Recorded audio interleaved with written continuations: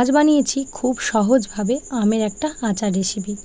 আমার সময়ের অভাব খুবই, সেটা বলে আমার বাড়ির সবাই।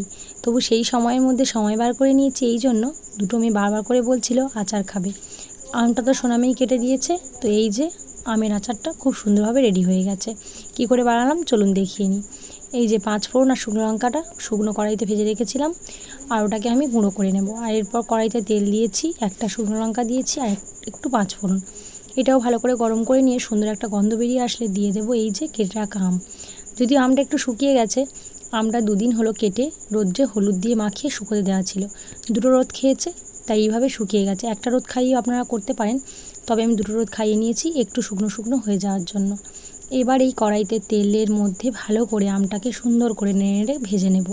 অবশ্যই এখানে গ্যাসের আঁচটাকে একেবারে কমিয়ে রাখবো, তাহলেই আর গায়ে গায়ে লেগে যাবে না, অথচ সুন্দর করে ভাজা হয়ে যাবে। এইভাবে ভাজতে দিয়ে দিয়ে আমি এদিকে মশলাটা গুঁড়ো করে নেব।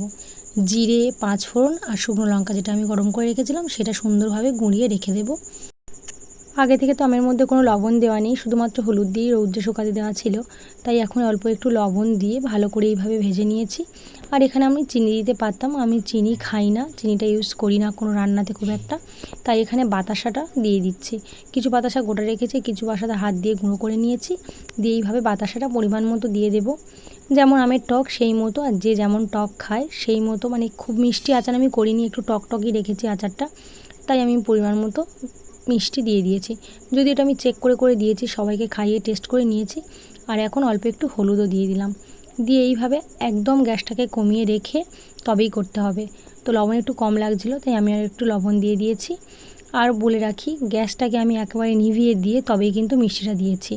যদি মিষ্টি দিয়ে আমি নাড়তে থাকি আর জালটা যদি জোরে থাকে, তাহলে কিন্তু চিটচিটে ভাবটা বেশি হয়ে যায়, তাই একদম গ্যাসটাকে অফ করে দিয়েছিলাম। দিয়ে নিয়ে নেওয়ার পরে বাতাসাগুলো একটু গলে গলে গেলে তারপরেই গ্যাসটা একদম লো হিটে জ্বালিয়ে দিয়েছি। এই যে ফুটছে, এইভাবে ফুটতে থাকুক। 10 মিনিট মতো ফুটিয়ে নেওয়ার পরে যে ভাজা মশলাটা গুঁড়ো করে রেখেছিলাম সেটাই এখানে পরিমাণ মতো করে দিয়ে দেবো। আমি এখানে 2.5 চামচ মতো দিয়েছি। ভাজা মশলা দিলে খুব সুন্দর একটা সেন্ট হয়, সাথে স্বাদটাও বেশ কিন্তু ভালোই হয়। খুব সহজ সিম্পল বানানো। আর এটাকে অনেক দিন পর্যন্ত স্টোর করে রাখার জন্য আমি দিয়ে দেব অল্প একটু ভিনিগার। ভিনিগার দিলে কি হয়, 1 বছর আমরা অনায়াসে সেটা স্টোর করে রাখতে পারি। ফ্রিজে রাখার কিন্তু কোনো দরকার নেই, কাঁচের বয়ামের মধ্যে সুন্দর করে রেখে দিলেই হয়। এই যে এখানে আমি দিয়ে দিলাম 1/2 চামচ, এই ছোটো চামচের 1 চামচ দিলে হয়ে যাবে ভিনিগার।